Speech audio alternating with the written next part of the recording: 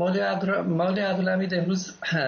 نسبت به صداقت و در واقع مسئولیت پذیری حاکمان صحبت کرد، با توجه به اون مثالایی که قبلش در رابطه با صدر اسلام زد و انتقاداتی نسبت به علی خامنه‌ای به صورت غیر مستقیم مطرح کرد، به اینکه چطور میشه مثلا در یک حکومت اسلامی انتقاد کرد از مسئولین، اما برخی مسئولین این وسط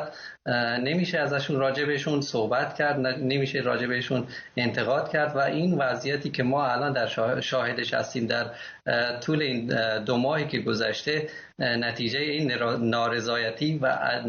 عدم انتقاد پذیری رهبر جمهوری اسلامی هست و علی خامنه‌ای در واقع مسئول اصلی این اعتراضات هست و دلیلش هم همون انتقاد ناپذیری جمهوری اسلامی و علی خامنه‌ای بوده. بله. نسبت به سیاست‌های جمهوری اسلامی در رابطه با موضوعات اقتصادی هم صحبت کرد که گفت که خب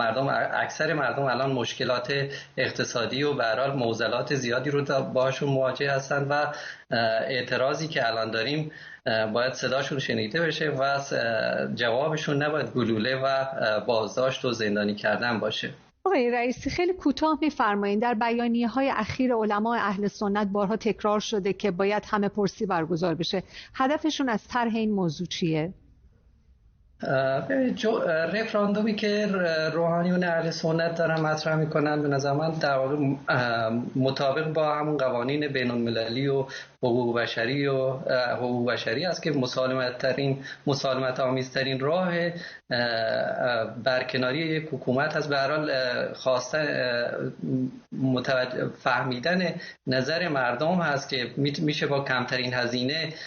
میشه تغییر رژیم و حتی تغییر داد.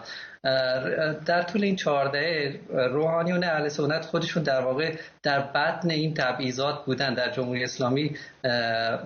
مخصوصا توی این یک دهه اخیر در بلوچستان جمهوری اسلامی بسیاری کرده که به مدارس نفوذ کنه، منتها تدبیری که روحانیون داشتن این بوده که این اجازه رو ندادن و الان تریبونی که جمهوری مردم و اهل سنت الان دارن همین روحانیون هستن و از اونجا اینو مطرح میکنن. سپاس از شما مسعود رئیسی، فعال حقوق بشر